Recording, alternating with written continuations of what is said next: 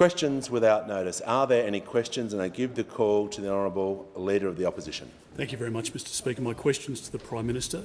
Respected independent economist Chris Richardson has said the RBA is sending up a distress signal to the government, warning it can't do the job of reducing inflation on its own. Under Labor, inflation is at a 33-year high. Interest rates have gone up 8 times in 8 meetings of the Reserve Bank. Every decision Labor has made has increased inflation and pushed interest rates higher than they need to be. Prime Minister, is this why interest rates are always higher under Labor? The Treasurer will cease interjection or will be warned. Give the call to the Prime Minister. Thanks very much, Mr Speaker. Last Friday, I was listening to RN, and the New South Wales Treasurer said this: the Treasurer in New South Wales forecasts inflation has peaked this year. There are significant headwinds being caused by the war in Ukraine, which is driving up the price of coal and gas, and that is feeding through to electricity prices. This is a global issue, and all reserve banks are fighting inflation. Indeed, the Reserve Bank is fighting inflation, and they say that our action is actually assisting in doing that. That's why we returned 99% of the revenue gains were returned to the bottom line, making a positive difference. Order. The member for Hume and the Treasurer will cease interjecting. Those opposite seem to be shocked by the fact that during a recession that occurred under their watch, what central banks will do, not just in Australia but around the world, is to lower interest rates in order to stimulate demand in the economy. That's what occurs under their watch. But they seem oblivious to any of that. They seem oblivious to the fact that interest rates were higher. Manager of Opposition Business. When John Howard was in government and when the person who asked the question actually occupied a position as Assistant Treasurer. Now, I don't blame him personally for the fact that interest rates were higher when he was Assistant Treasurer than when they are now, but that is a fact, and perhaps it should be a cause for some self-reflection from the Leader of the Opposition. Order. There's far too much noise in the chamber. Give the call to the member for Lalor.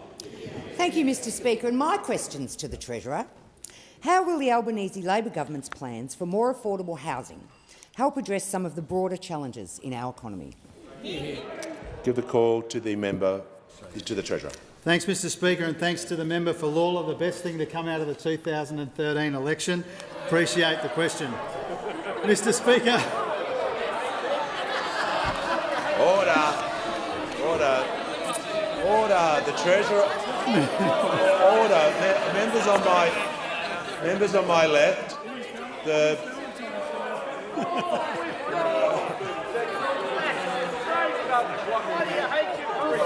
member for Riverina. The House will come to order immediately, and the Treasurer will not be distracted and get back to the question. Thanks, Mr Speaker. Mr Speaker, we were elected to take on some of the big challenges facing our economy and facing our country. Inflation is the #1 economic challenge in 2023. It was in 2022, and that's why addressing inflation is the government's main focus. And through our 3-point plan to provide responsible cost of living relief by repairing our supply chains and showing appropriate spending restraint in a responsible budget, that is the best way to go about this hard task. Now, as the Reserve Bank said on Friday and the Prime Minister said a moment ago, we are taking some of the pressure off inflation through our 3-point plan to address the challenges in our economy. And the Reserve Bank made it clear that somewhere between half and three-quarters of the inflation in our economy comes from the supply side. And a lot of that is global, but a lot of it as well is the consequence of a wasted decade, where those opposite left neglected for too long too many of our economic challenges. and Australians are now paying a very hefty price for their failures to manage the economy well over the course of the last decade. We see that in the energy market with the lack of investment in cleaner and cheaper, more reliable energy. We see that in the labour market with the lack of investment in skills and training. And we see it as well in the housing market. Not enough done over a decade to boost housing supply in our economy. They racked up $1 trillion in debt, Mr Speaker, and still did almost nothing about housing supply in our economy. Order. There's far too much noise in the chamber. The member for Moreton is warned. When someone rises to a point of order, the House must come to order immediately. We'll hear from the Manager of Opposition Business. Well, Mr Speaker, on relevance, the question went to the challenges affecting Australia. It wasn't an invitation for the Treasurer to run through his normal fictitious list of excuses. I'm going to ask the Treasurer to return to the question. No worries, Mr Speaker. Mr Speaker, just like we've got a plan to fix the broken energy market and skills shortages, we've also got a plan to help address the housing affordability and supply challenges in our economy. We said we would tackle these challenges, and we are, because we know it's part of the broader inflation challenge in our economy. Now, the Housing Australia Future Fund, which will build more social and affordable homes under the oversight of the Housing Minister, will be a really important thing for us to do as a country. And the new National Housing Accord, an agreement with state and territory governments and local government and with the building industry and the super sector, will also build a substantial amount of new homes. Now, it beggars belief, Mr. Speaker, that after being such a big part of the problem for the best part of a decade, those opposite are now voting against the solutions. We are trying to clean up the mess that they left, and once again they're standing in the way. We have an economic plan to deal with this inflation challenge and to build more affordable homes in our country. It's all about relief and repair, and it's also about restraint in the budget. They just have a political strategy to get in the way of us cleaning up the mess that they left us.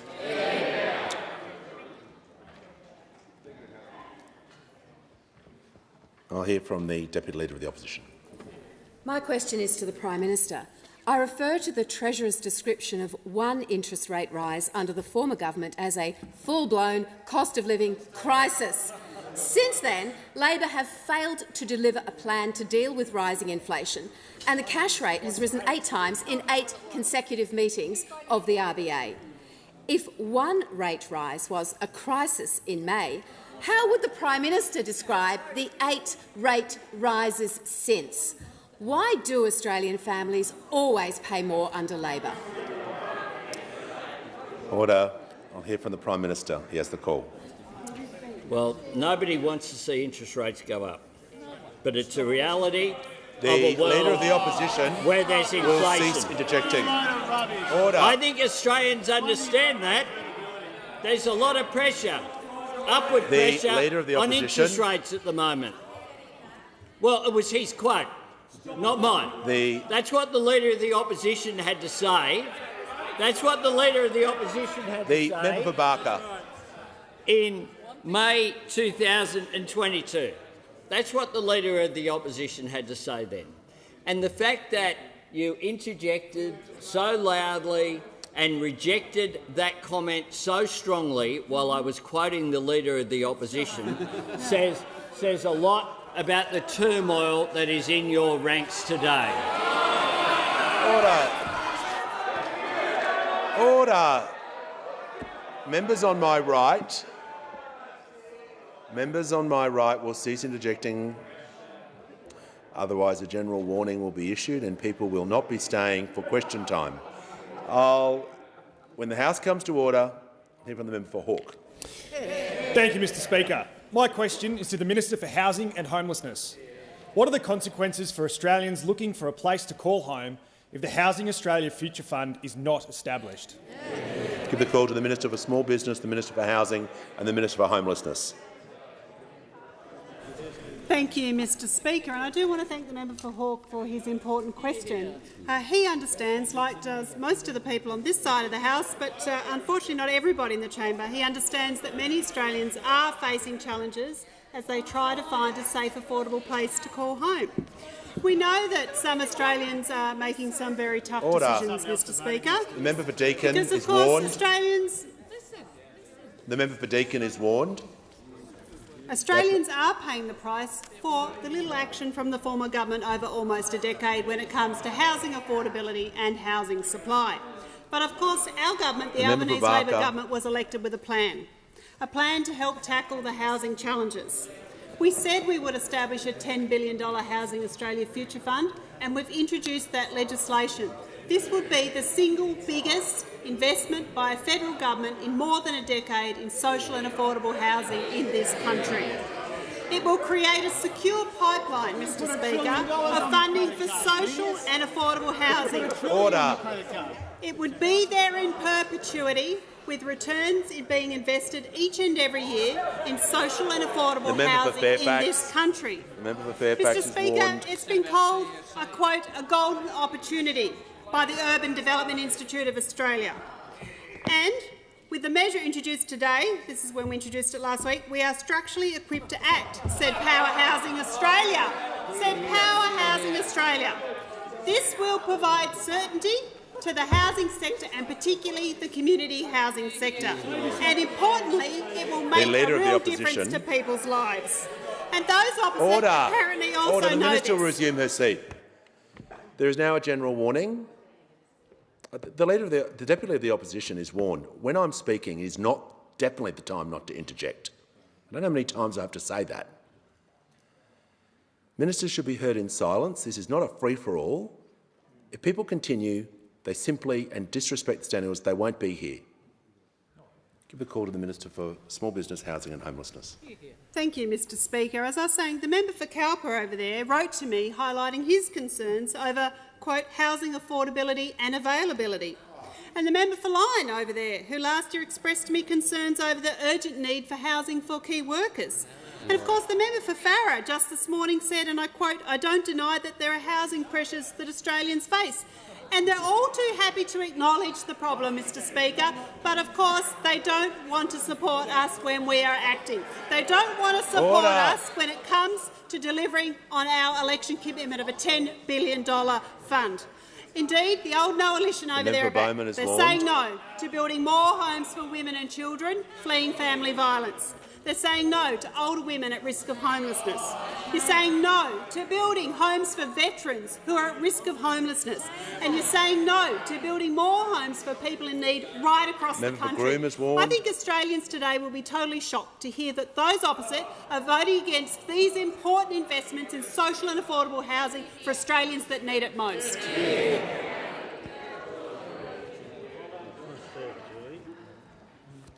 I'll hear from the member for Curtin. My question is to the Prime Minister.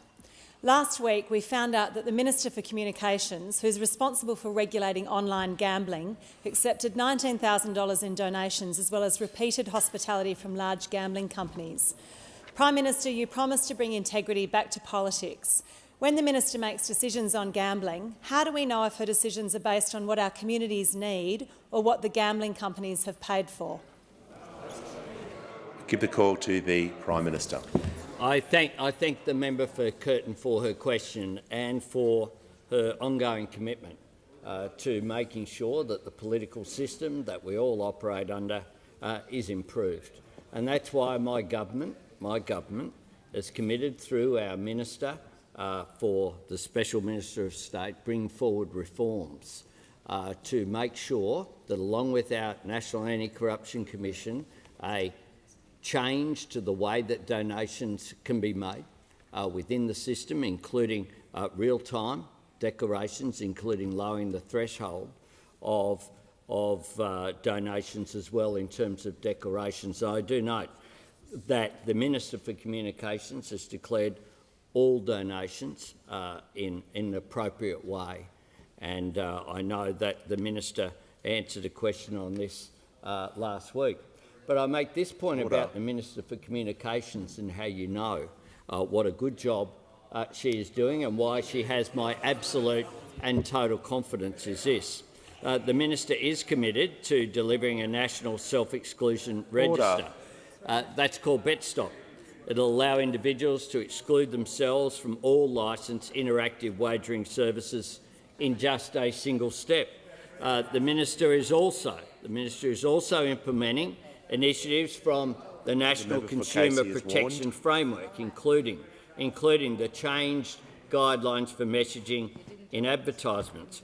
We're also progressing work around the classification of video games with gambling-like features, making a major difference there as well, with changes that currently aren't captured under the Interactive Gambling Act. In addition to that, we're working on a response to recommendations from the parliamentary inquiry on the use of credit cards in online gambling. The Minister for Communications is the person driving that work. That is obviously very important as well. We've also established an inquiry into online gambling, including the impacts of gambling advertising on children.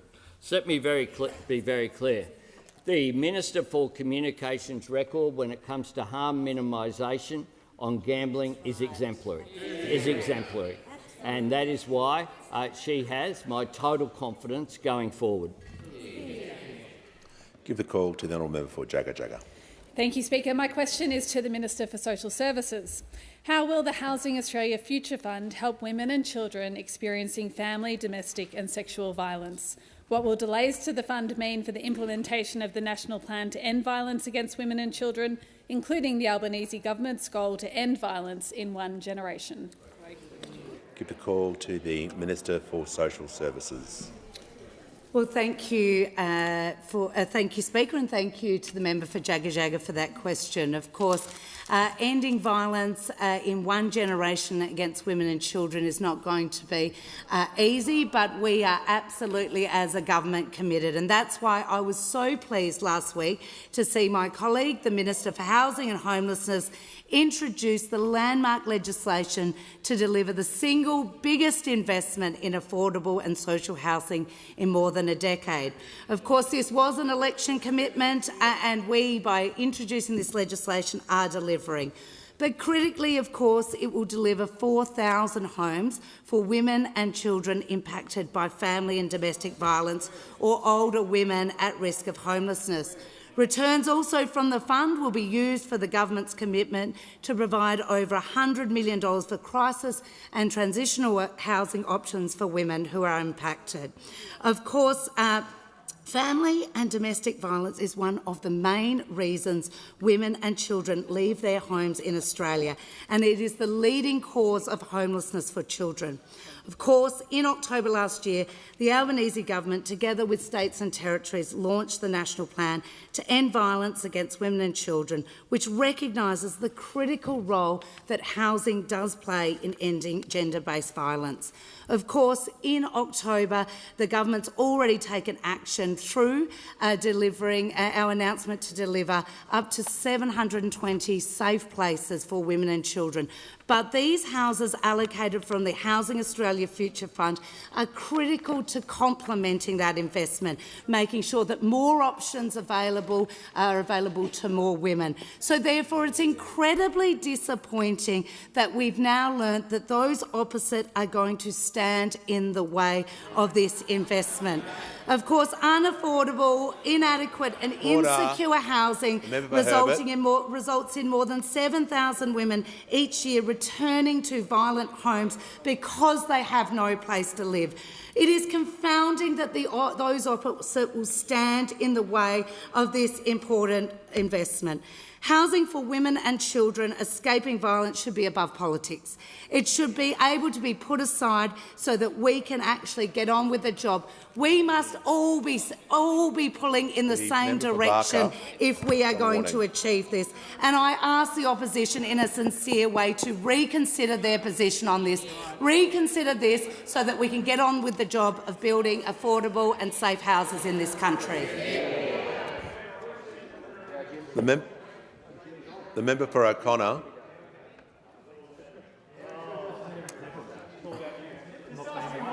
Order. The Treasurer is not helping. I'll give the call to the member for Hume.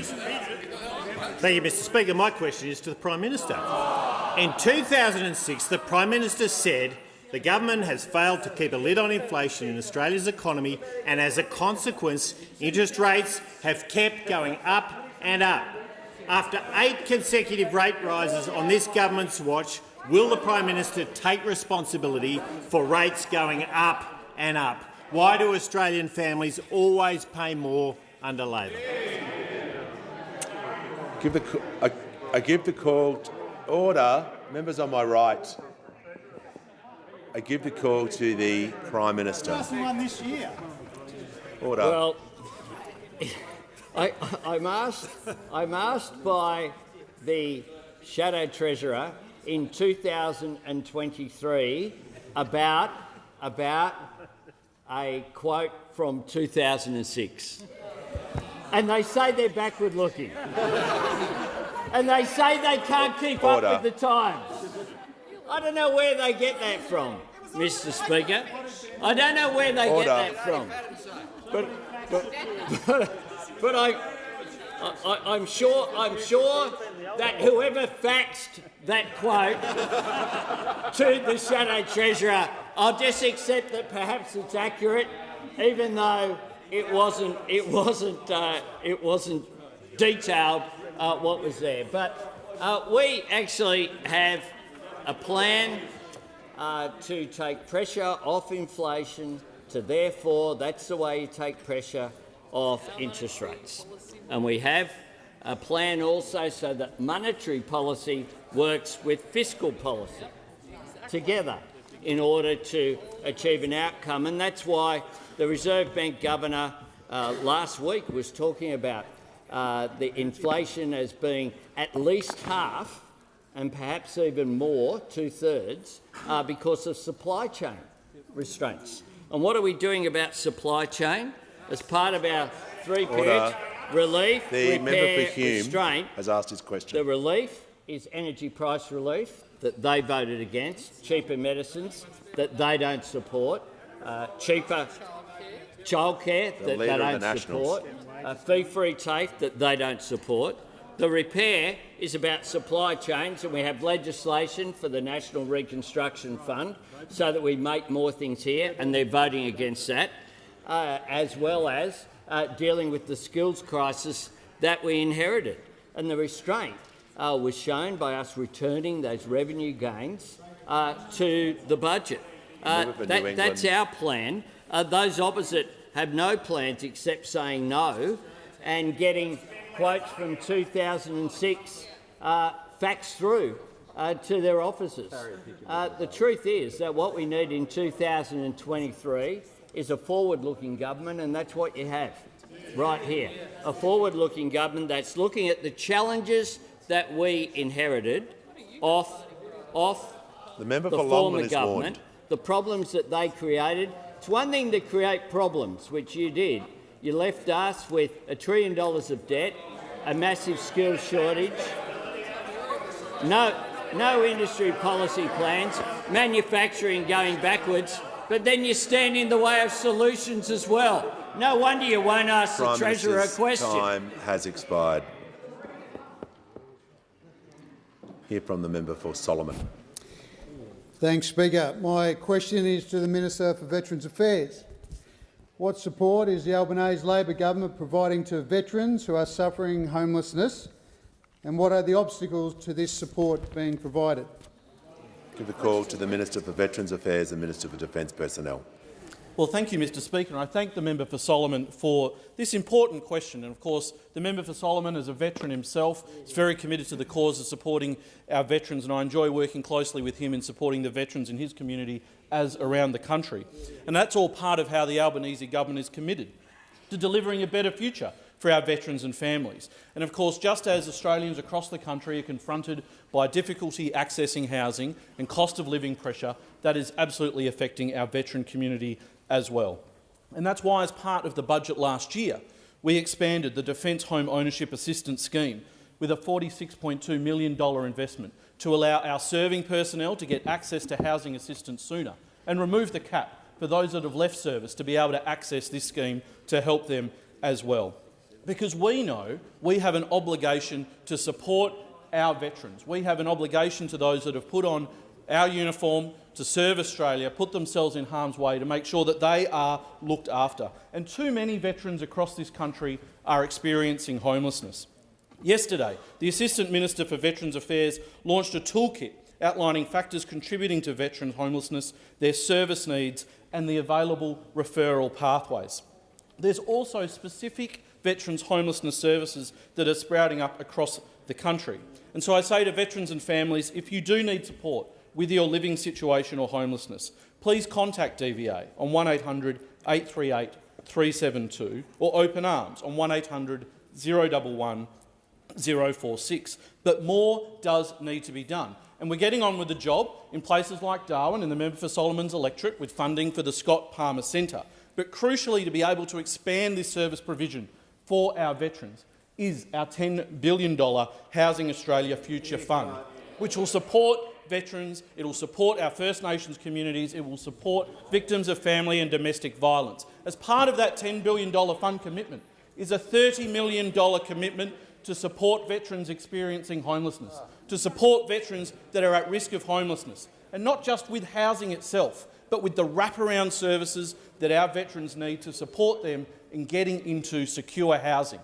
But what do we see when we're putting forward a package designed to support our veterans that we took to the last election, that was widely supported by community housing, by veterans organisations? What we get is those opposite are opposing it. There's no support from those opposite for our veterans getting into secure housing. We have a situation where housing for veterans, for some reason, is opposed by those opposite. So I say for those that are sitting opposite, think very carefully about the message that you are sending to Australians' veteran community when you are opposing a package to support them when they're experiencing homelessness. Give the call to the honourable member for Moncrieff.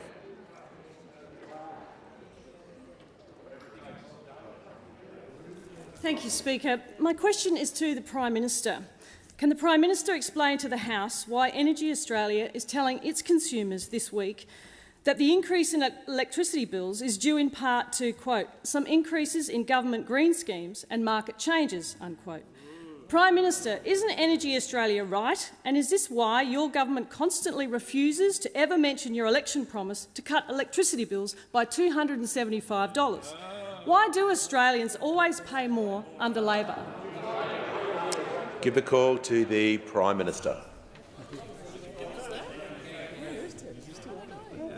The Prime Minister has the call. Thanks. I thank the member for her question. And the Reserve Bank of Australia have said this in their statement on monetary policy of this month. They said this: wholesale electricity and gas prices declined in response to the announcement of the temporary price caps on domestic gas and thermal coal in the Energy Price Relief Plan. Order. There is far too much noise in the chamber. The Prime Minister will be heard in silence. If there is further interjections, people will leave the chamber immediately. Prime Minister has the call. So futures markets now suggest that wholesale electricity and gas prices will be lower in 2023, that's now, and 2024 than previously expected. Over this year and next— Order. Not just them. Claire Savage told Senate estimates yesterday. Order. In December, the National Cabinet announced an agreement for significant interventions in the wholesale gas, coal and electricity markets. We've seen futures markets fall materially since that time, and we think that will mitigate. That's what they had to say. The New South Wales Premier, so maybe you can interject on him too. I'm a free market guy and also a practical guy. So the fact you say I'm a free market guy and I'm supporting it must say something. It's states and territories working with the Commonwealth Government. Everyone on National Cabinet is on a unity ticket. And Matt Keane, the New South Wales Treasurer, said this: we're not on the side of energy bosses. We're on the side of consumers and businesses. Order. That's what Matt Keane had to say. That's what Matt Keane had to say in drawing a distinction between the two sides of this chamber. I say to the member who asked the question, you would have more credibility if you voted for energy price relief and hadn't have opposed the $1.5 billion that we will provide.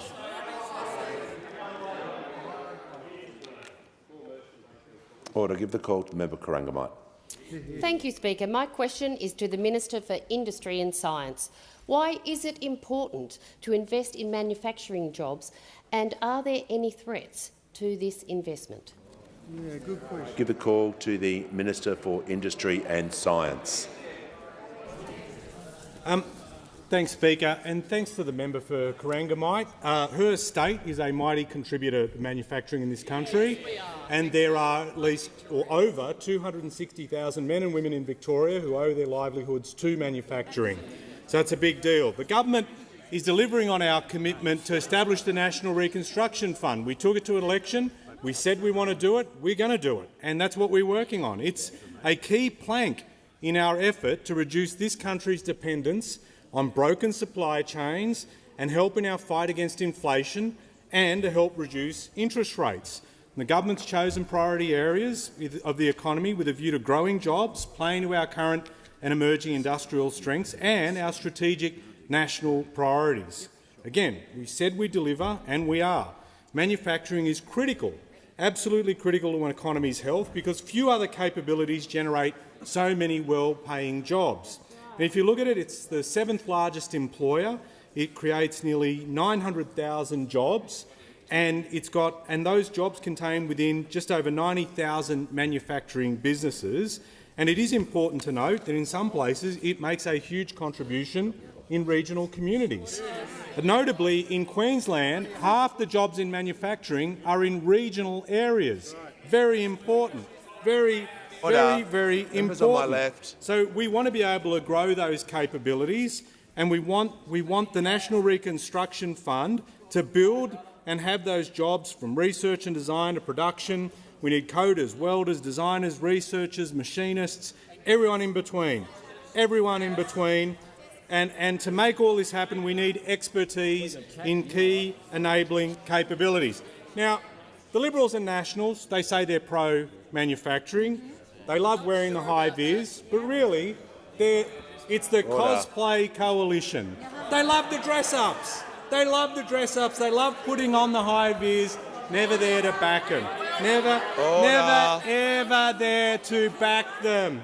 You know, when manufacturers, I remember that moment when manufacturers who make up half of the domestic gas demand needed support, they chose multinational profits over manufacturers. That's the record. And when we are ready to invest in capabilities, some of which will be dependent upon as part of our strategic alliances, say, for example, quantum and critical technologies, they won't support the fund that will support the development of that technology, keep companies onshore and make sure we can contribute. They are never, ever there when they are needed.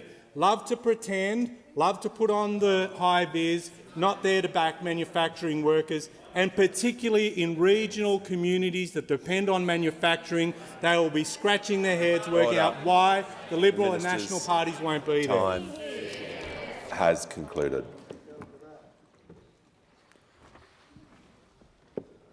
I give the call to the member for Ford.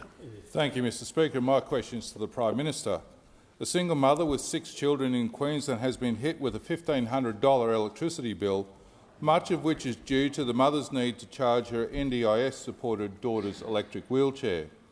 Given that a worker at the mother's electricity company privately told this struggling single mother that she will be paying her bill, and I quote, for the rest of her life, will the Prime Minister immediately apologise to this family for promising them a $275 annual cut to their power bill? Why do Australian families always pay more under Labor? Order. Order. Members on my left. Give a call to the Prime Minister.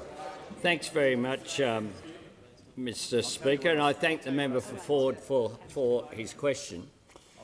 I do note that he was absent, he had leave when the vote happened in this parliament, which was $1.5 billion of assistance for people just like the constituent that he raised. And that is why That is why the Queensland government, as well as the New South Wales government, as well as every state and territory government, as well as this national government, all signed up to energy price relief, $1.5 billion. But those opposite, of course, voted against that. They voted against price caps that are already having an impact on prices. The member for Hume, we know, hid the price rises before the election and then misled Australians about it, actually changed the rules so it wouldn't be declared. And of course, as well, we know we're more vulnerable to international price increases than we should be, because 4 gigawatts of capacity got taken out of the grid and only 1 gigawatt put in. We're more vulnerable because we had 22 energy policies announced, but not a single one delivered, and they left us with an energy grid that was built for the last century. Even Snowy Hydro, which was a positive initiative, they just forgot to plug it in at any time to the grid. Those opposite came up with all sorts of fantasies about a way forward, including, I well remember, in Queensland, the feasibility study that was happening for the Collinsville power plant. Collinsville. They gave the $4 million for the feasibility study, I wonder to who? To the proponent. To the proponent. Here's $4 million to see if your project stacks up. Well done, Angus. Well done, Angus. And they took that to an election. Member for they Dawson. told Queenslanders that it was going to make a difference. Order. The Prime Minister will pause. The members on my right will cease interjecting so I can hear from the Manager of Opposition Business on a point of order. It's on relevance, Mr Speaker. If the Prime Minister has no practical assistance to offer this single mother resume and her your family... seat. No, it's borderline abuse of standing orders, Manager of Opposition Business. You won't be warned again if that happens. The Prime Minister is in order. The question was about electricity prices and energy. He is answering the question directly. Give him the call. And price relief, and we had $1.5 billion of price relief that they voted against.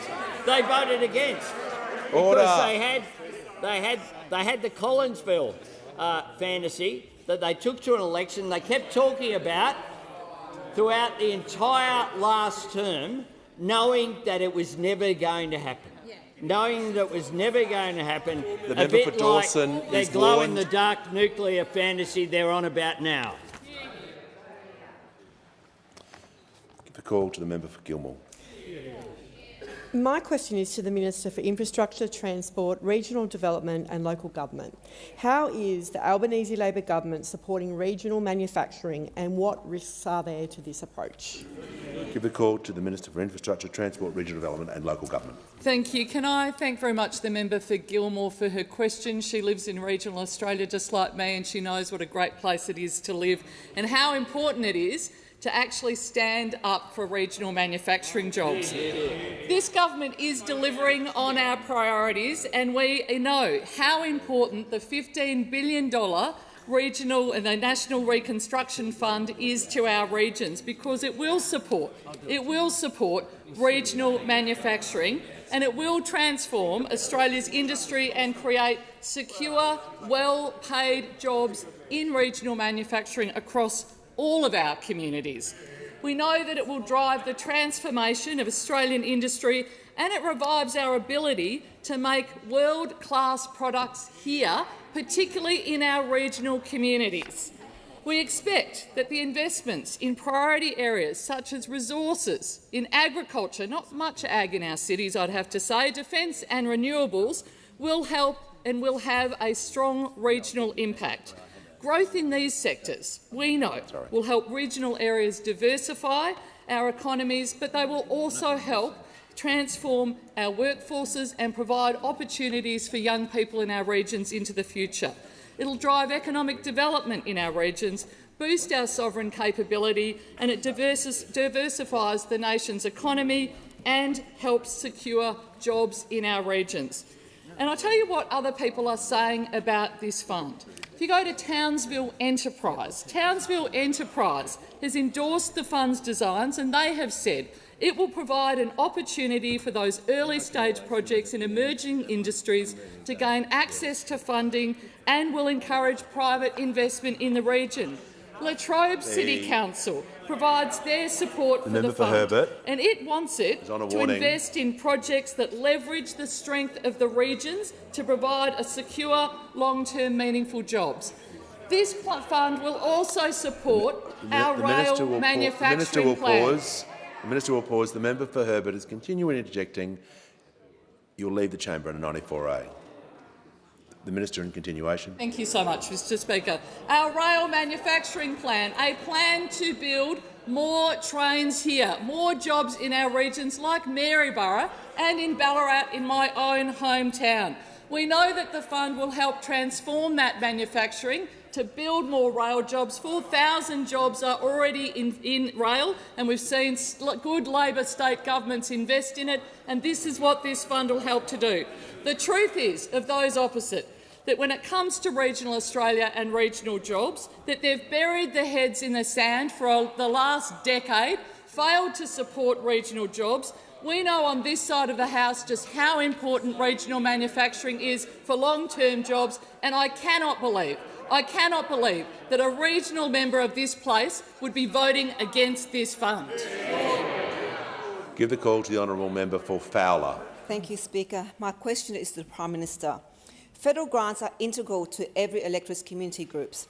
Recent media reports that a staffer of the former member for Fowler had been given nearly $40,000 in 3 rounds of grants for an organisation based outside the electorate.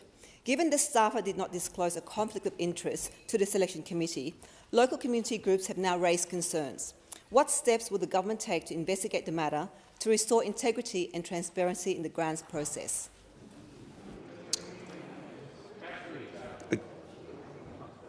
The member Barker will leave the chamber under 94A.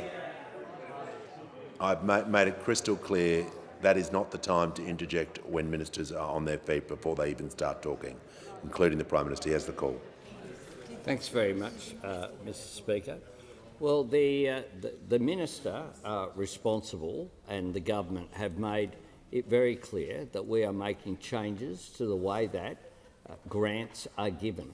That is why, and those objected who were opposite who were objecting just before should indicate that when we announced our budget, which cut out a whole lot of the discretionary funds, they objected at that time. That's why we're putting integrity back into the system. I was talking just yesterday about walking past North Sydney Pool, walking Toto, the dog, and there you've got a regional pool. And it was justified. It's right, you can see where it is. It's right next to the pylon and the Sydney Harbour Bridge, because maybe someone from the bush might have a swim in there once in a while. That sort of programs that they've engaged in is just extraordinary. And the former government did not have enough transparency in the way that they conducted these programs. We're making sure that we do going forward, and that's why as well you won't see from this government the sort of disgraceful rorting of bushfire funds that occurred from the National Party. Give the call to the member for Hunter. Thank you, Mr Speaker. My question is to the Minister for Defence Industry. Why is a strong manufacturing industry critical for Australia's national security? How is the Albanese Labor government supporting the defence industry, and why is this important after a decade of neglect? Give the call to the Minister for Defence Industry and the Minister for International Development and Pacific. Thank you, Mr Speaker, and I thank the member for Hunter, my neighbour and close friend. Mr Speaker, we face the most challenging strategic environment since World War II, and a sovereign manufacturing industry is critical to our national security. The COVID pandemic, its impact on the supply chains and the war in Ukraine has again demonstrated the need for manufacturing sovereignty. We must be a country that makes things. We need to build our key defence capabilities here, and we must be able to sustain and upgrade our platforms. And that's why the Albanese Labor government is committed to supporting Aussie manufacturing, especially in the defence industry. And that's why we'll establish a new defence industry policy informed by the Defence Strategic Review and supported by the Australian Strategic Research Agency. This defence industry policy will be complemented by the National Reconstruction Fund that will support and help grow defence manufacturing. I'm proud that defence is one of the NRF priority areas under the Minister for Industry, and that's why I can't understand why the opposition is opposed to the NRF. The Coalition's opposition to the National Reconstruction Fund demonstrates they are opposed to Aussie manufacturing.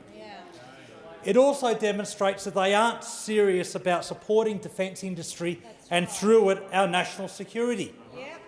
Now, Mr Speaker, I'm asked about a decade of neglect. This neglect started with the very first decision the last government made about defence industry, and that was to send a $1 billion contract to Spain to build the very large Navy supply ships.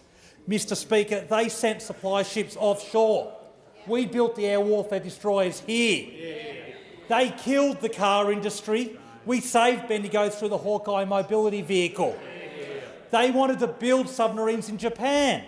We will build our nuclear-powered submarines in Adelaide. And, Mr Speaker, they had 12 defence and defence industry ministers. And this neglect was not just bad for defence industry, it led to 28 major defence projects running cumulatively 97 years late. And we also heard yesterday that they spent $114 million to place only 200 workers in naval shipbuilding jobs. 200 workers. That equates to over $500,000 per worker placement. The Coalition, through its opposition to the National Reconstruction Fund, is opposed to Aussie manufacturing and is weakening our defence industry, so critical to our national security. By contrast, the Albanese government is backing Aussie manufacturing, not just because it delivers high-skill, high-wage jobs, but because it's vital to our national defence. And I say to the opposition, if you really care about a sovereign defence industry, it's time to get behind the National Reconstruction Fund. Give the call to the honourable member for Flynn. Thank you, Mr Speaker. My question is to the Minister for Defence Industries. Can the minister nominate a single major defence vessel that Labor commissioned between the years 2007 and 2013? I give the...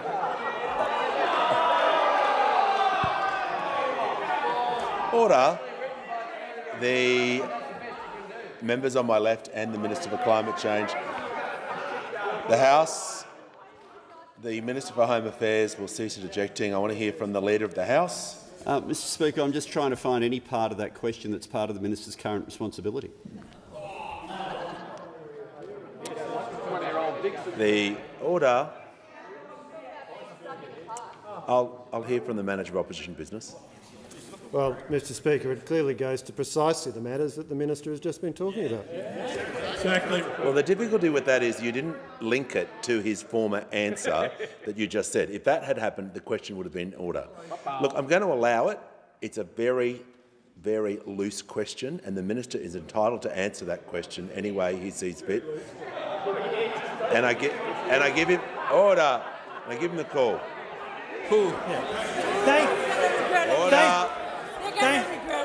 Thank you, Mr Speaker, and thank you for that very generous question. It's rare to get a Dixon from the opposition. Order, members on my left. I got one last week, and I got another one today. So, Mr Speaker, I'm invited to contrast our performance on defence with those opposite, and I'll do that any day.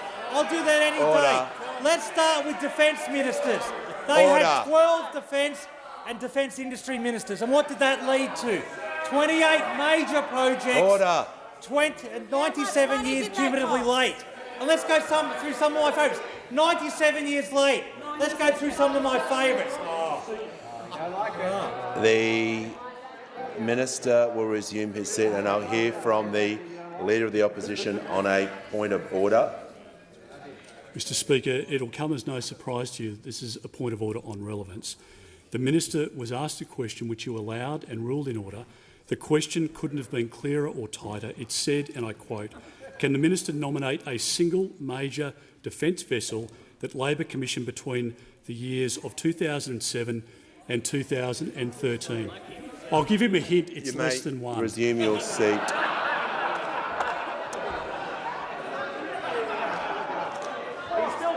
The member for Fairfax. The House will come to order. The minister is being relevant and he continues with his answer. Give him the call. Order. Thank you, Mr Speaker. Thank you, Mr Speaker. And I'm proud, of the fact that construction of the air warfare destroyers began in 2009. Order. I'm proud of that. I'm proud that we had to intervene in that project to save jobs in Melbourne when they gave part of that contract to a tin pot company in North Queensland that had 2 employees. 2 employees. They tasked a company to build our air warfare destroyers that had 2 staff members. Mr Deputy Speaker, I'm proud to talk about defence any time. 28 major projects, 97 years late. And let's go through some of the highlights. $1.5 billion on battle lift aircraft that can't fly into battlefields. That's my favourite, Mr Deputy Speaker. Goldfish lasted longer than defence ministers under them. Goldfish lasted longer. Let's go through some of the other projects. Order. Helicopters where the door wasn't wide enough to fire a machine gun while soldiers came out. That's another good one, Mr Deputy Speaker. And if they want to go back further, the Sea Sprite helicopter, where those opposite spent $1.4 billion and delivered 0 helicopters. 0 helicopters, Mr Deputy Speaker. Order. So we're proud to have delivered the air warfare destroyer. We're proud to be making record investments in defence. We're proud to have members in this government who actually want to be in this portfolio. By contrast, they had a defence minister who said he wouldn't trust the workers of Adelaide to build a canoe. He wouldn't trust the workers of Adelaide to build a canoe. And that's why they wanted to send the submarines off to Adelaide. Off to Japan. That's why we're building the submarines in Adelaide. That's why they wanted to build the submarines in Japan. We're proud of our record. They were all press release, not about delivery at all. Unlike us, who will deliver Members for defence and will deliver for our nation.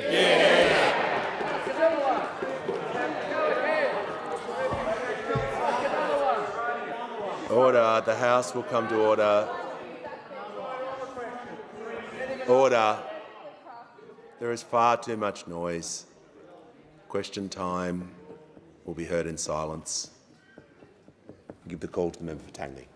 Thank you, Mr Speaker. My question is to the Prime Minister.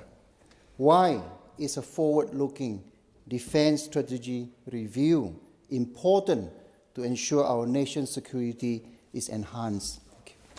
Give the call to the Prime Minister. I thank the member for Tangney for his question, and this afternoon the Defence Minister and I will receive the Defence Strategic Review from, of course, the great Angus Houston, who has served Australia so well for such a long period of time. This is about preparing Australia for the challenging strategic circumstances that we face. We committed, and I announced well before the election, a Defence Force posture review, but we decided, of course, to elevate that to a full strategic review, looking at not just where our Defence Force assets were, but what our Defence Force assets are, so that we improve our capability. Because it's not, of course, just about how many dollars are spent, it's about whether those dollars are going towards creating capability improvements to defend our nation. As the Minister has just pointed out, we want to make sure that our assets are fit for purpose and that they deliver the greatest return on investment. So I thank Angus Houston and Stephen Smith for the extraordinary work that they did, and I thank all of our, not just our Defence Forces, but those in the public who made submissions, but also I do thank the international partners who met with us as well and who engaged with the review, because it's quite clear that we need to do better. When we came to office, we inherited 18 major projects running a combined $6.5 billion over budget, 28 major projects running a combined 97 years late, a future frigates program that's $15 billion over budget and delayed into the next decade. Those opposite, of course, 6 defence ministers in 8 years. And the Shadow Minister said, yes, we squandered a lot of opportunity through the leadership changes. The former minister himself, the Leader of the Opposition, said last year, I wish that we could have acquired more capability within defence earlier. Well, that's precisely what we are doing, making sure that we're actually big on delivery, not just announcements. I do note the matter of public importance today that's usually looking forward extraordinarily from the Shadow Defence Minister, the continuing consequences of the last Labor government's defence spending cuts. It's like the last decade just didn't happen.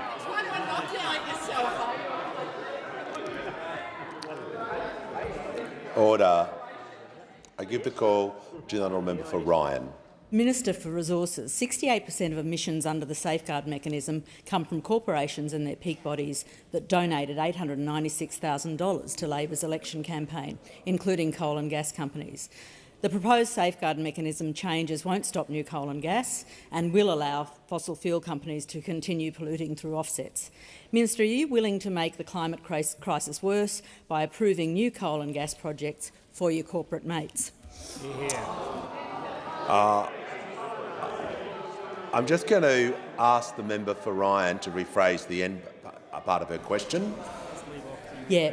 I'll ask her to repeat the question. I'll ask her to rephrase the end part of the question. Are you willing to make the climate crisis worse by approving new coal and gas projects? Thank you. Give the call to the Minister for Resources and Northern Australia.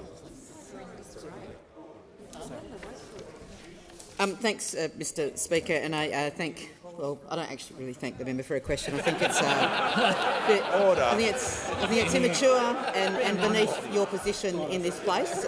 Certainly, the tone Order. you adopted toward the end.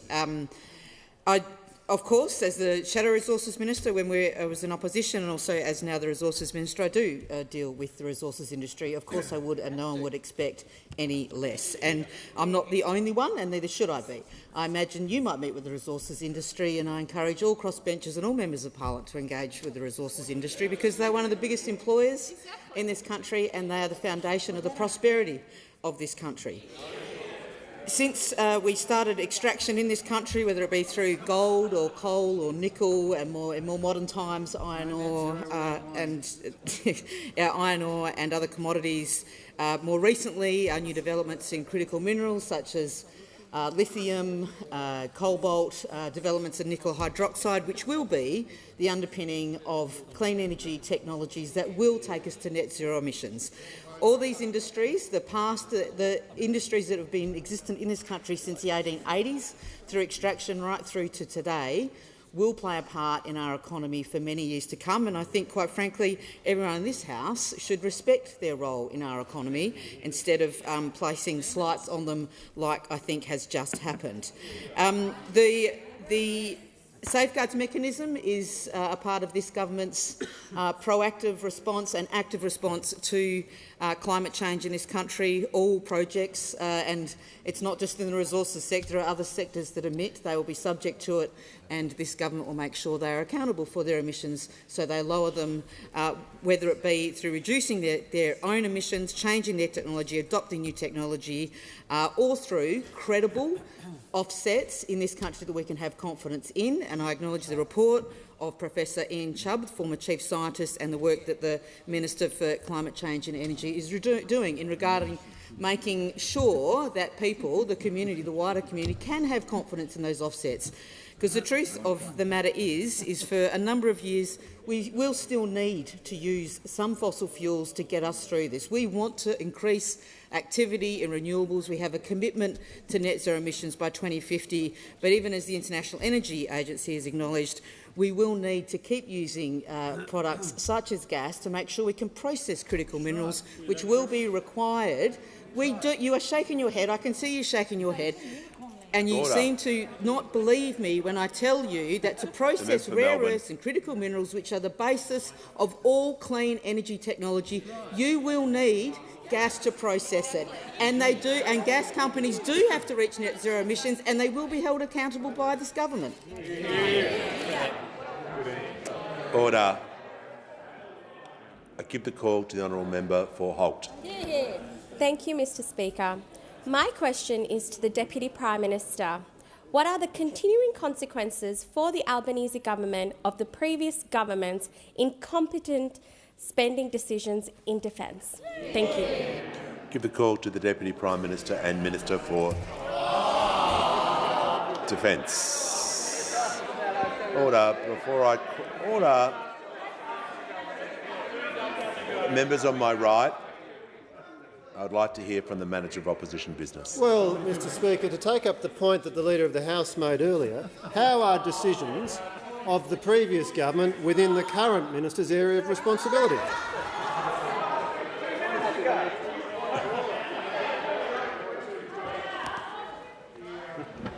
I'll hear from the Leader of the House.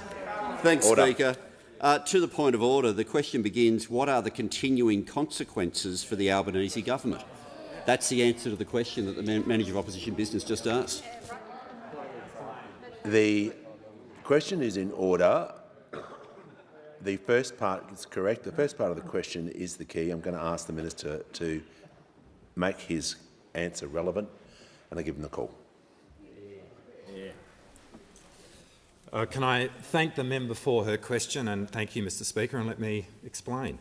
This afternoon, the government will be receiving the Defence Strategic Review from Sir Angus Houston and Professor Stephen Smith, which is the single most important re-evaluation of Australia's strategic posture in the last 35 years against a backdrop of the most complex strategic landscape that we have faced since the end of the Second World War. The review has met with 150 different experts across academia, think tanks, defence industry and the Defence Force itself. It's received more than 360 submissions from the general public, and I have no doubt that the report that the Prime Minister and I are about to receive will be one of the most important works in Australia's defence history, and the government will take some weeks to consider this review before we announce an unclassified version of it, along with our response to it. But none of this happens in a vacuum, because the decisions that this government now has to make come on the back of a lost decade from the former coalition government, the worst national security government in our country's history. Now, time and again, we watch those opposite making decisions based on politics rather than policy, such as their decision to down-select the attack-class submarine program to one tenderer before they even competed the design, just so they could do a single press conference in the lead-up to the 2016 election.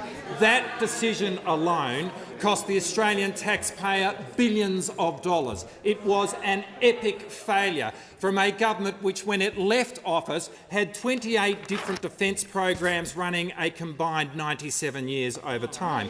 But the decisions of those opposite aren't really a surprise, because they never took defence seriously. 6, really 7 different defence ministers in the course of 9 years, underpinned by another 18 defence ministers over the same period of time. It was for them a revolving door. They could not have treated defence with more contempt, because for those opposite, becoming a defence minister was simply receiving a trophy. Well, let me say this. the Defence Strategic Review ushers in a new era of defence policy in this country, one where our decisions are rooted in proper judgments, judgments which are based in the national interest, a national interest which has at its heart keeping Australians safe. Give the call to the honourable member for McPherson. Thank you, Mr Speaker. My question is to the Prime Minister. Last night it was revealed the Minister for Home Affairs received department advice highlighting the importance of temporary protection visas as deterrents that support Operation Sovereign Borders. Can the Prime Minister guarantee the dumping of TPVs won't provide an incentive for people smugglers, compromise our border protection and reopen our borders? Give a call to the Prime Minister. Put it out by text message. Thanks very much. I thank the member for her question. And she refers to last night, and I assume she's referring to Senate estimates, where Mike Pezzullo was asked the following question. Mr Pezzullo, I've just noticed the media reporting. Did the department advise against the changes to TPVs as announced today? Mike Pezzullo, no. No. In a word. Unequivocal no? No. The government, I can assure you, has listened to advice and put in place the appropriate mitigants. So the short answer about whether the government has acted contrary to advice, I would say no. Give the call. The member for McPherson on a point of order. No, I seek to table a document, Mr Speaker. I seek to table the relevant page of the incoming minister's brief. We don't really need the brief. That's not the procedure. Are you asking the Prime Minister to table, or are you tabling? I'm seeking to table. I am seeking to table the relevant page of the incoming minister's brief, which makes it very clear what advice was given to the Minister for Home Affairs. That wasn't relevant to the question, but I'll hear from the Leader of the House. In terms of the procedure, leave can be sought to have tabled a document that the Minister or Prime Minister was referring to. The document that the Prime Minister referred to was a transcript from last night's proceedings. And so, if that's sought to be tabled, well, then you're outside the standing orders. There's not the time to table that document, so resume your seat. Okay, resume your seat. Order the Minister for Home Affairs. Can I have silence so I can hear from the member for Bean? Speaker, my question is to the Minister for Health and Aged Care. How is the Albanese Labor government making health care more affordable, and why is this a priority for the government? Give the call to the Minister for Health and Aged Care. Maybe I should swear myself in. Well, thank you, Mr Speaker. Thank you very much. And I thank the member for his question, because he's such a relentless advocate for better and more affordable services in his community in the ACT. And he tells me very regularly, as do the other members of this territory, that it's never been harder to see a doctor than it is right now, and it's never been more expensive. And theirs is exactly the message that we're receiving across the country. And I think if members opposite were honest, they'd be saying their constituents were telling them that as a result of 9 years of cuts and neglect to Medicare, in particular the Medicare rebate freeze that went on for 6 long years, general practice is in the most parlous state that it has been in for 40 years. Where Australians have to pay gap fees, those gap fees have skyrocketed. More Australians than ever before are having to reach into their own pocket when they see a GP. For the first time, thank you. Just getting some fashion advice from the Leader of the Opposition to do my jacket up. The Minister will continue. Shows how desperate I am for fashion advice, Mr Speaker, that I reach into the bottom of the bucket and take some advice from the Leader of the Opposition. But take it I will. Take it I will. Such is the generosity of spirit. Such is the generosity of spirit. The Minister will not take free advice. He will continue with his answer. He seeks to distract me from his poor record, Mr Speaker, The man voted by Australia's doctors Order. as the worst health minister in the Medicare era seeks to distract me with some pretty straightforward fashion advice, but I won't be distracted, because Australians know that if they're paying a gap for the first time in the history of Medicare, they're paying a gap that is actually higher than the Medicare rebate itself to see a GP. But Order. Mr. Speaker, protect me. The Minister will just get on with his answer, and the Leader of the Opposition will cease interjecting and giving passion advice. The Leader, do the button the Minister up, will undo continue. the button. To see a specialist, Mr. Speaker, to see a specialist, gap fees have skyrocketed by more than 100%. And this didn't happen out of thin air. Australians remember that after promising Australians that there would be no cuts to health, this health minister, now the Leader of the Opposition, tried to introduce a tax on every single visit to the doctor by every single Australian, pensioners, concession card holders, a tax that would have wrecked the model of Medicare that had been such a cherished part of our social fabric. So I say to the member for Bean and to all members of this House, get behind the fact that this government has made strengthening Medicare the centrepiece of our health policy, because we know how strong Medicare can be. Give the call to the member for Banks. Thank you, Mr. Speaker. My question is to the Minister for Communications. According to the Australian Electoral Commission, just 33% of electorates outside of metropolitan Australia are held by the Labor Party. But under the government's improving mobile coverage round of the Mobile Black Spot program, 74% of locations are in Labor-held electorates. How many of these locations were chosen based on advice from the minister's department? Order. I give the call to the Minister for Communications, the Minister for Regional Development, and the member Macquarie will cease interjecting. Order. Thank you. The Thank you, Mr. Leader Speaker, of the Opposition. And I thank the member for his question. Improving access, especially to regional communications, is a top priority for the Albanese government. And the member for the Casey will leave the benefit chamber of the member, I will set out the different elements of our plan to do so. The government's election commitment of $40 million for the improving mobile coverage round of the Mobile Black Spot program is to address mobile connectivity concerns at 54 target locations around Australia.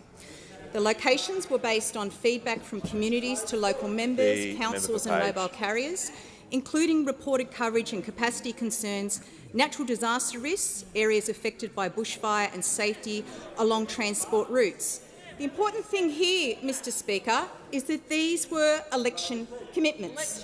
They were incorporated in Labor's pre-election costings. In other words, Mr. Speaker, we are delivering on our election commitments because we funded them in our budget. Now, Mr. Speaker, This can't be on relevance.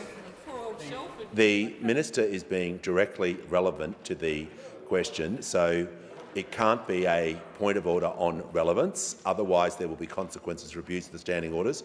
I give the call to the member for Banks. Mr. Speaker, the question very clearly asked. What is the point of order? It was relevant. You may leave the chamber under 94A. No. The minister. Order. I'll hear from the manager. Well, Mr. Speaker, with great respect, if you are to say to this side that we cannot raise a point of order on relevance, which is in the standing orders, the wording of this question is quite precise. Were the locations based on advice from the minister's department? The minister has not addressed that. Order. Order. I'll deal with this. Yes, it is correct. Points of order can be taken on relevance. If a minister is answering directly about the question, it may not be the specific answer you want, that is not a time to simply get up and ask for a point of order on relevance. I warned the member about that. The minister is being relevant, and if that standing order is going to be abused, there will be consequences. I return the minister to the dispatch box to continue with her answer. thank you, Mr. Speaker. Now, it appears the member is confusing election commitments with other funding allocations that were made under the October budget. And now, Mr Speaker, we also have public consultation on the draft grant opportunity guidelines from the 14th of November to the 28th of November 2022, conducted by the department. And the feedback provided in the consultation process was used to prepare the final grant opportunity guidelines that were published on the 2nd of February. Now, let's be very clear, Mr Speaker. We also have, under our Better Connectivity Plan, $150 million over two streams. There is $100 million for place-based connectivity solutions and $50 million for mobile black spot solutions to deliver new mobile coverage to regional, rural and remote areas. So, Mr Speaker, it is very clear that under this program, which is an election commitment for which guidelines went out to the public to determine, for which we had and the Leader of the Nationals. For which we had, Mr Speaker, commitments to improve connectivity in areas which had elevated bushfire and flooding risk right across Australia, Mr Speaker. We had local communities contribute to these draft guidelines, and what I would say to those opposite is I would encourage them to work with their local communities on these rounds of black spots funding, for which the guidelines have been open for public consultation, Mr Speaker. But this government is delivering on its election commitments. This government urges those to do the best by their local community and participate in that process. Has concluded. The Assistant Treasurer is warned. Give the call to the member for Newcastle. Thank you, Mr Speaker. My question is to the Minister for Government Services. What is the Royal Commission into Robodebt revealing about the previous government's awareness of faults in their scheme? And how has the government changed its approach? Well done. Give the call to the Minister for Government Services. I thank the member for Newcastle for her question. The Robodebt illegal scheme was a shocking piece of public administration, and anyone who tries to say otherwise is in denial about the consequences. With the heart of the Royal Commission, you are running a protection racket. The Minister will resume his seat. The Manager on a point of order. Well, Mr Speaker, I just want to refer you to the ruling that you gave last week, where you said my approach has been to allow evidence to the Commission which has been publicly reported, but what I am less comfortable with is putting a construction on the evidence or the drawing of conclusions about the conduct of individuals who are parties to the proceedings. The Minister did this repeatedly yesterday. He's already started doing it again today, only 18 seconds in, and I would urge you to remind the Minister of the ruling that you have appropriately made. Thank you. Before the member for Lyons, I have made 6 rulings from the 7th of November till yesterday, and I'll remind the Minister that any statements by the Minister are constrained to those matters already raised in the public domain, and I'll remind him and all members statements made in reliance on the evidence provided should not appear to reach a concluded view. So I want to hear the answer to the question, but with that in mind, and I'll give him the call. Thanks, Mr Speaker. A key witness has emerged in the Royal Commission to help explain how an unlawful scheme can run for 4.5 years without it being publicly identified as unlawful by ministers. This witness I refer to is Professor Terry Carney. He's an emeritus professor. He's taught thousands of law students from Sydney University to Monash University. He's served on the AAT and its predecessor bodies for 4 decades. Now, he's identified 210 cases that were decided by the AAT over 3 years, decided on questions of lawfulness. So 210 cases. All were in favour of the applicant, not the Commonwealth. He decided 5 of them himself. So he's reviewed the whole list, found 210. He ruled on 5 of them himself.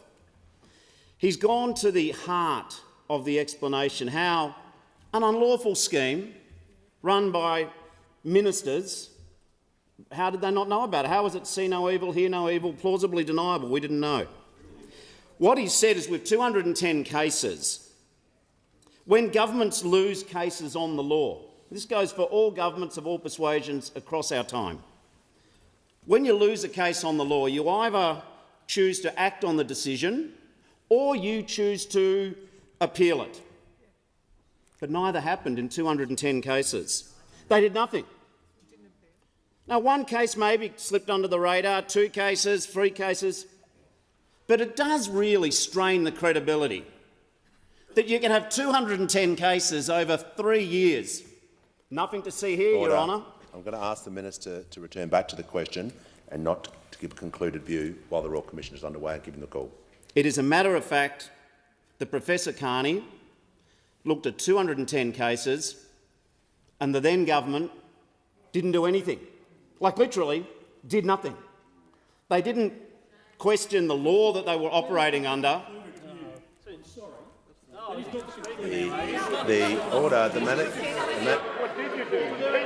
The manager will resume his seat.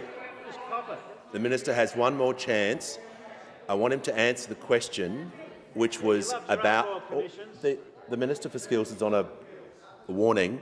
The question was about the Royal Commission revealing faults in the robo scheme and what has the government changed in that approach. Yeah. I'm reminding him for the final time not to give a concluded view, otherwise I will sit him down and I return him back to the question. Well, I won't give a concluded view, certainly not. Just stating the facts. 210 cases, nothing happened. The problem is that we see this pattern in the evidence emerging.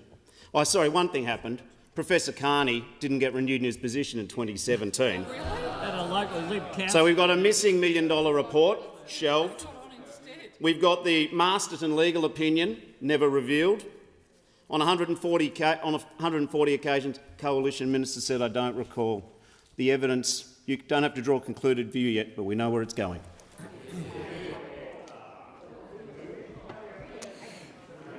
Give the call to member for Groom. Thank you, Speaker. My question is to the Assistant Treasurer. Last week, The Australian reported on the millions of dollars flowing from industry super funds to unions, including over $3.5 million from super funds to the CFMEU, a union which donated $4.3 million to the Labor Party last year. Why did the Assistant Treasurer try to change the rules so such donations would no longer have to be publicly reported? Give a call to the Assistant Treasurer. I thank the member for his question. It is true, Deputy Speaker, that Labor stands behind superannuation. 30 years of history. It is making our economy stronger. It is making Australians wealthier in retirement. The average Australian woman today is retiring with $120,000 in superannuation. The average Australian male, $180,000 in superannuation. And in this July, superannuation contributions will go up by 0.5%. Every single one of those dollars and every single percent has been opposed by those opposite. We stand for superannuation. We believe that it should be performing well, and we believe that every single dollar that is contributed to a superannuation fund should be used for the purpose of advancing members' retirement income. Should be used for the purpose of advancing members' retirement income. Which is why, upon coming into government, we reviewed all of the transparency arrangements that we're applying to superannuation funds and the reporting arrangements. And when we did that review, we discovered there were big gaps. Yes, it is true that the members opposite and the previous government introduced new reporting arrangements. They were politically driven and ensured that members received misleading and ambiguous information. So we have reviewed these arrangements and put in place new reporting and new transparency arrangements. Number one, as a result of our legislation, as a result of the legislation introduced by myself, the Assistant Treasurer will resume his seat. Are you allowed to eat in the chamber, are you? Order.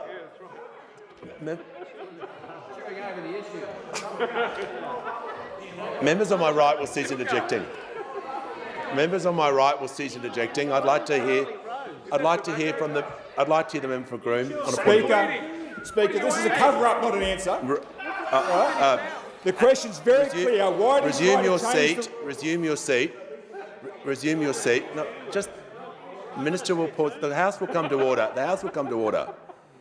I thought I'd made this crystal clear about the abuse of standing orders. You do not rise to your feet and start yelling anything you want. Order. The Minister for Education. That is an abuse of the standing orders. We've been down this road before. That is not acceptable behaviour. You'll leave the chamber under 94A.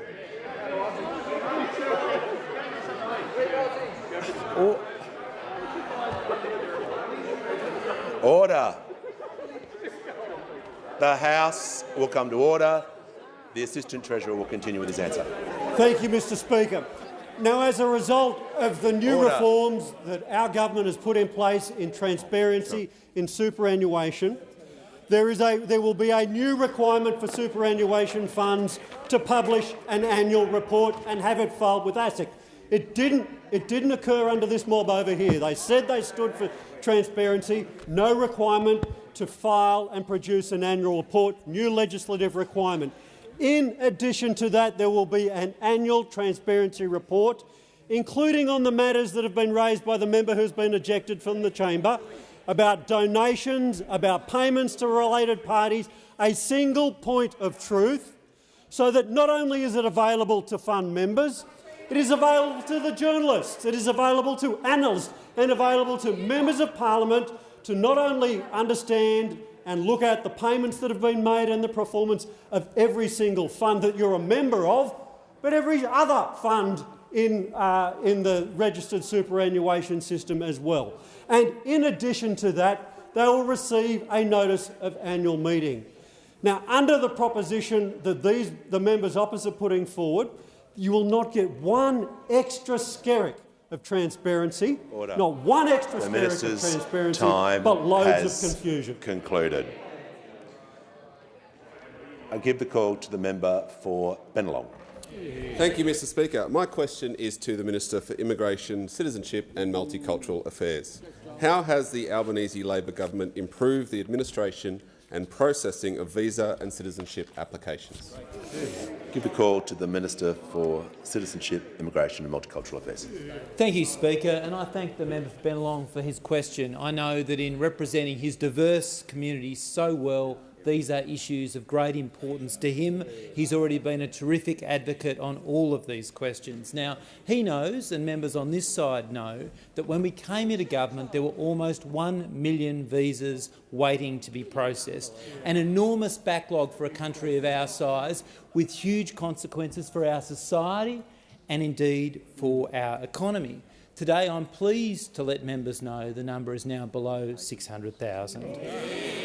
And working with my friend, the Minister for Home Affairs, we have sought to deliver the certainty that is so important for families, for businesses and, importantly, for prospective migrants, because we recognise that we are in a global fight for talents. And after the investment in the visa system that was secured through the Jobs and Skills Summit, at which some members were not represented, there are now an additional 485 staff supporting our visa system. These people, these hard-working people, have helped process now more than 4.7 million visa applications. This is only possible because of the investments the Albanese government has been making and, of course, due to the hard work of these workers. And their work has seen a real difference. Waiting times for visa categories like international students and skilled workers have now been slashed. I'm pleased to advise that international students looking to come and study at universities here now wait an average of 12 days. 12 days instead of months and months when we were sworn in as ministers. Applications for temporary skill shortages are now turned around in weeks instead of months under those opposite. And in critical areas of need, which the member for Chifley has been talking about so effectively so often, like IT and cyber security, the time to process a temporary skilled visa is down by 60%. And this government is filling skills shortages right across this country, in the cities and the regions, by delivering a regional visa program that is, get this, 3 times larger than that delivered by those opposite. 3 times larger. Now, we've also unlike those opposite, recognised the importance of citizenship. We are a nation built on citizenship. It is a common bond that unites all Australians, and too many Australians have waited too long under those opposite because of the previous government's long-term neglect of the immigration function of national government. On their watch, citizenship processing times tripled. But I'm pleased to announce that now, for the first time in over 5 years, there are less than 100,000 citizenship applications waiting to be processed.